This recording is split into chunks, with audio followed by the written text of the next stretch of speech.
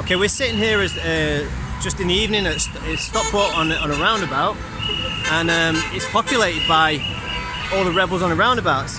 But there's a reason why this has happened, and I think you have got something to do. The reason you were the guy who set this up, right? Or one of them? I was involved with a group of guys who had this idea. We were doing various different things. I'm Steve, and there's a whole gang of people who knew each other through Stand in the Park and other groups.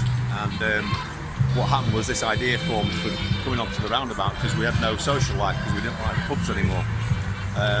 And then from that, really quickly, it developed into an idea that could go further.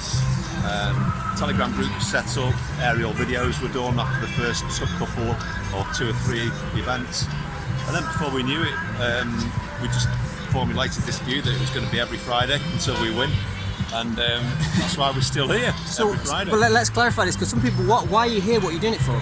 Okay, so what we do is it's not just about not enjoying the pubs, is it? No. It was basically the idea was a combination of showing the public that we disagreed with what was happening in the country.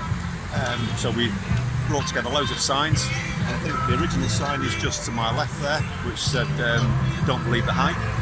And we've got lots of other signs put together, and we just show them to the traffic to see if the traffic agree with us, if the motorists agree with us. And ever since then, more and more and more have done. And even the buses, like the one driving past now, we get a little wave. Same from occasionally an ambulance. So it's amazing the support we get. It far outweighs the negatives. We do get some extreme negatives, but generally speaking, the support has just grown and grown. And we feed off the sound of car horns now. So do you have any kind of message to people who who maybe don't share your point of view, or who let's start with them. People who don't share your point of view.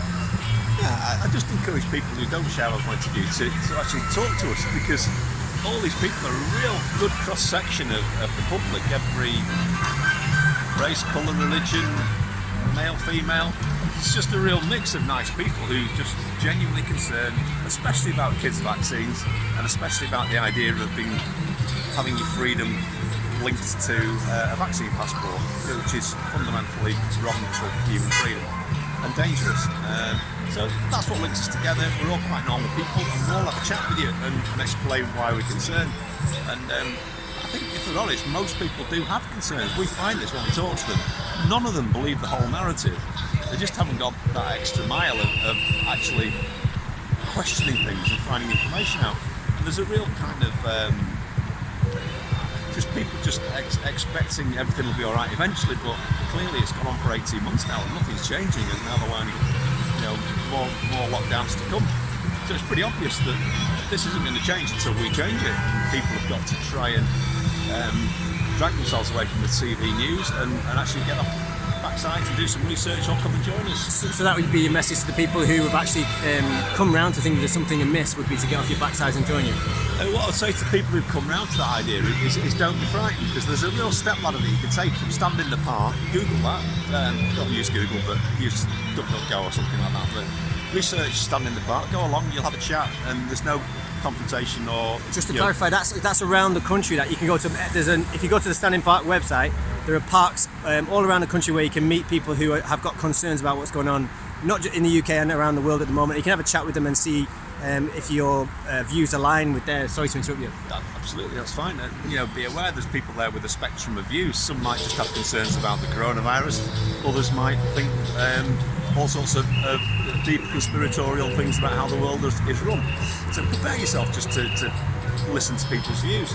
But Stand in the Park is not really public facing, whereas Rebels on Roundabouts is really putting ourselves out there and saying, no, we want to stand up and say what we believe to people, and face the public, really.